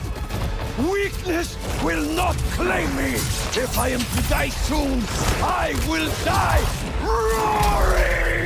And 3, when the symbiote takes that ideal that it learned from Peter and was just about to do to Kraven, and it finally kills Kraven. But after this, Harry comes back into some control, which is when he goes to his mother's grave. And the symbiote uses this to twist both Harry and Peter's desires of healing the world and keeping everyone safe. And yet, I still don't think the symbiote is all pure evil, because to an extent, it's not wrong. Making everyone a symbiote does keep them safer, but it comes at the cost of them losing themselves. But something that I find interesting thing about this is the element of control. In the first game and this game, Peter tried to control everything, and he constantly was a helicopter parent around MJ because of his fear of his loved ones dying. And in this game, as I went over earlier, he's trying to get rid of help and do everything himself because of that very same fear. And the symbiote literally slowly takes control over its hosts and gives them that gift of its power and literally puts them in a hive mind. And where do you think the symbiote learned that from? And the last time the symbiote lost control over someone it cared about,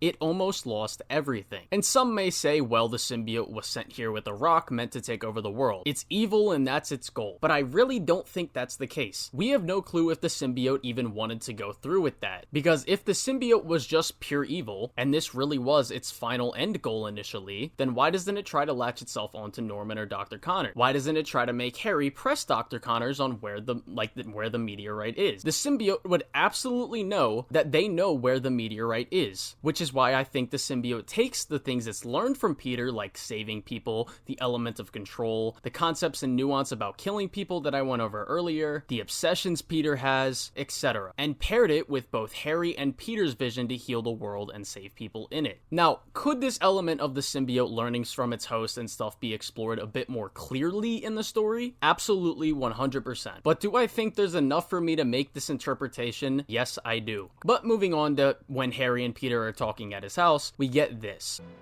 You must get tired making the world a better place every single day.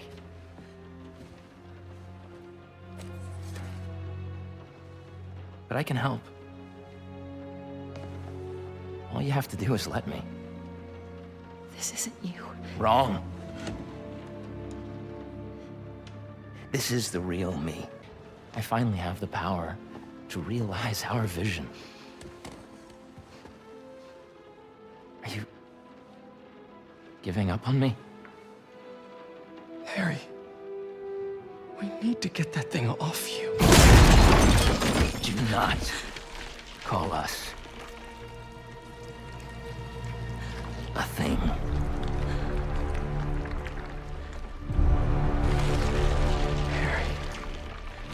We are not, Harry. We are.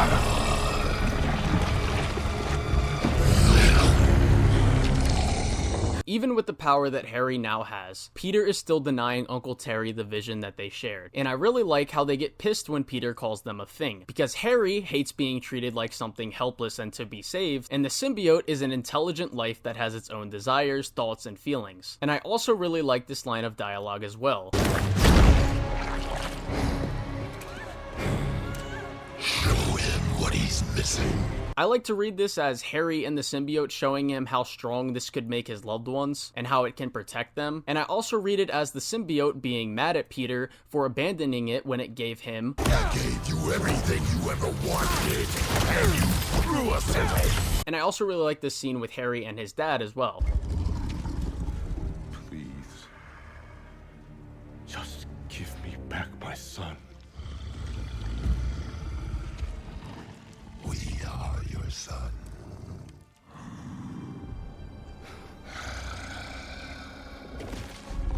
Look at us. Where even after he's... We are healthy, strong. This is what you wanted, isn't it? The next scene with Peter and Miles is them being shown by Uncle Terry, and Uncle Terry trying to convince Peter and Miles what it can do for them. Thanks for coming, Pete. We want to show you something.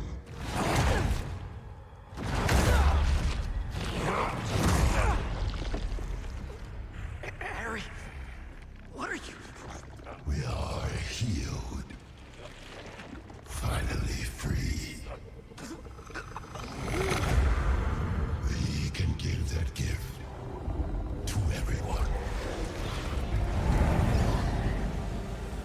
But we need you with us, Pete.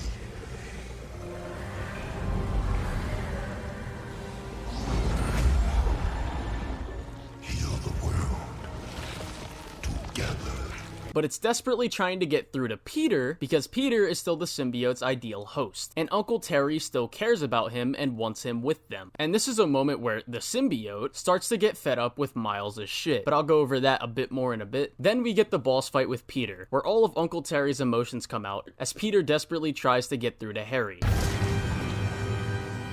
Join us. Please, remember everything we've been through. Did you forget about Flash kicking our asses for 4 years? But we had each other. You came over every single day after school. Even slept over after your mom got sick. We couldn't see her like that. When you lost her, that day on the football field, I was there. Always have been. Until we got sick again. You abandoned us while we were fighting for our lives. I was trying to save you. Didn't feel like that to us. We're giving you a chance, Pete. Your mom saw us like this. We make each other better. She always says, you want to join us?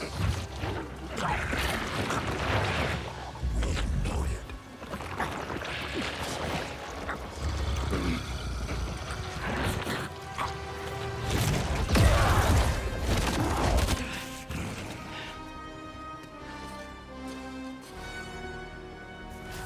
Why do you keep fighting us? You're not giving me a choice. We know what's best for you, for everyone. I gave you everything you ever wanted, and you threw us away. I should have been better. I'm so sorry.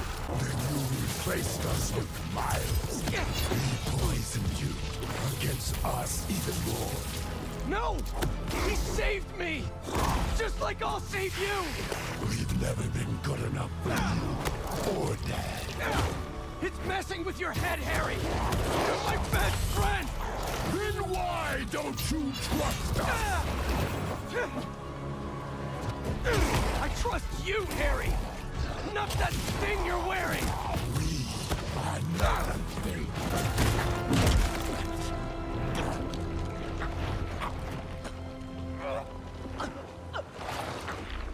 It'll be over soon.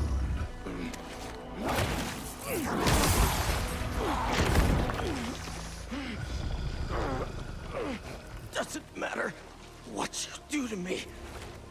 I'm never gonna heal the world with you. Not like this. After this, Uncle Terry starts to lose hope in Peter, and when Uncle Terry sees Miles, which is what sparks that one final thing in the symbiote's head that it can try to do to finally get rid of the final thing that will stop. We're holding Pete back. I'm not gonna let Pete down, Harry. He'll understand. This is his dream, too.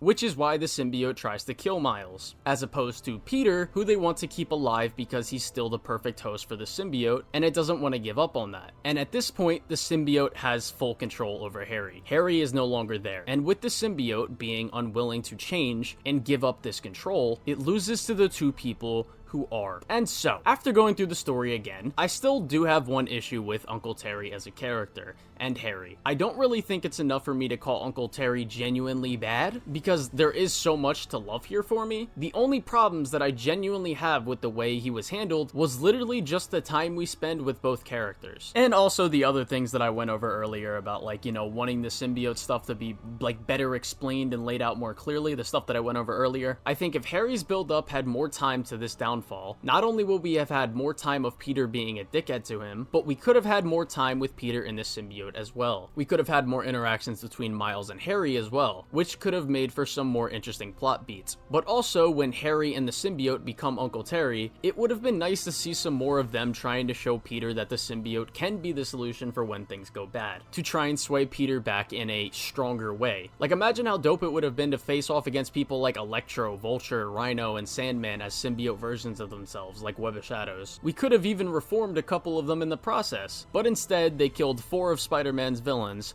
3 of which being off screen. And now, do I think it's an actual problem in the story that those villains die off screen? I don't think it's a problem with the actual story, but in a meta-textual way, I do think it's something that bothers me, and I think they should have not done. But what I was just talking about specifically showcases a part of something that I think is a actual problem with the story, and that's just the missed potential in making Venom great. Because right now, I only think he's just pretty good. And it really sucks to me because I know Insomniac wanted to do more with the story and the game as a whole, but they were rushed by Sony to put the game out quicker. But moving on from Venom, sorry, Uncle Terry, we still got one more character to talk about here, and that's Kraven. Kraven is absolutely fucking fantastic in this game, and he is the catalyst of literally everything that happens in the plot. As we move along the plot of the game, we learn that Kraven is looking for an equal to kill him, which is why he doesn't go after the two Spider-Men, because they don't kill. But he grows more and more disappointed with the hunt until...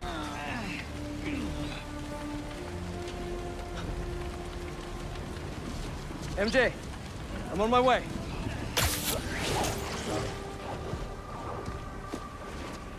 What are you? The spider is mine. And I like that Kraven's ideology is the parallel opposite to both Peter and Miles, where they believe that all people have good in them, how people are complicated and can change. Kraven sees people as prey and predator, as subhuman pretty much. His name is Kurt Connors. He's a good man.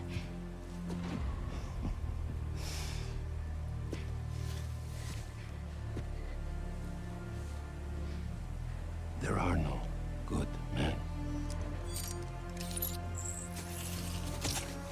Only good prey. And I like this note that we find that dives into Kraven's philosophy, that he was born into. It's time to pray. My mother opened every hunt with these words. Others spent the night feasting, drinking themselves into oblivion. Not us. Not the Kravenoffs. To us, the hunt was sacred, a duty from a higher power. Predators forced the weak to grow strong. We shaped the world. Gathered in the candlelight of our chapel, we shared bites of Pascha, felt the anticipation in our bellies build, ready to honor our ancestors, feel their blood course through our veins. Though she is gone, I still honor the tradition. The fires have been lit, the chapel prepared. Tonight I will pray for what I hope is the last time. Now the hunt begins. If I do not return, all the better. He doesn't even view his own life as what would be considered human, and so, in not being able to continue on, he makes it his mission to continue on the ancestral tradition, and he wants to break Peter in order to break Peter's code, in order to get him to continue this ideology. I'm assured that material is unbreakable. But I believe anything can be broken.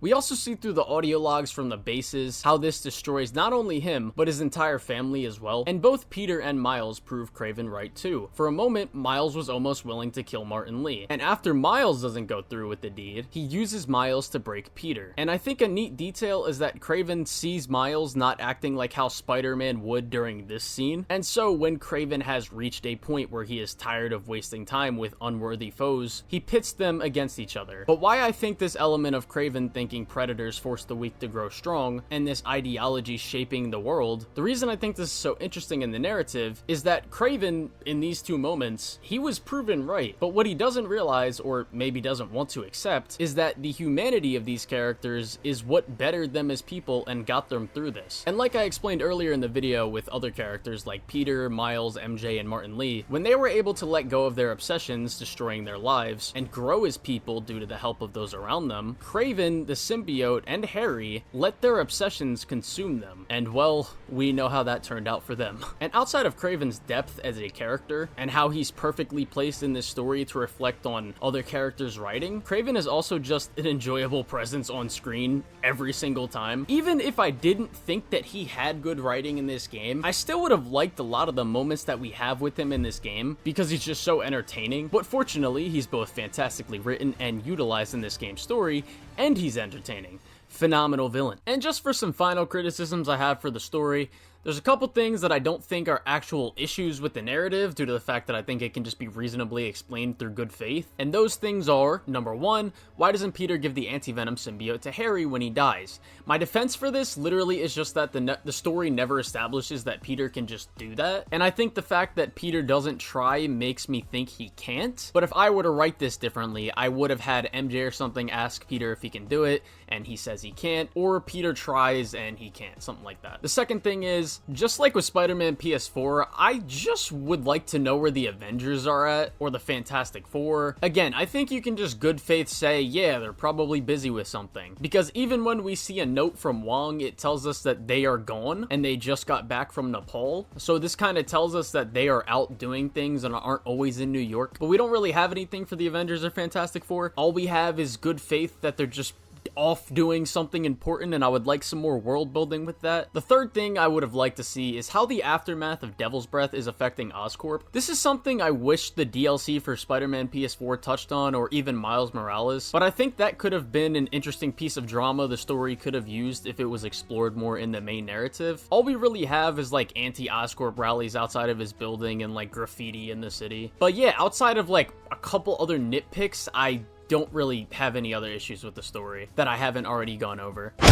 When I said at the beginning of this video that Spider-Man 2's story was conflicting for me, I was telling the truth. Even when writing the script for this video, my opinion was changing constantly as I was trying to analyze what I interpreted from the story and what it was trying to do and how well I think it executed it. And my opinion even now could change after making this video. But overall, I give this game's story a solid 8 out of 10.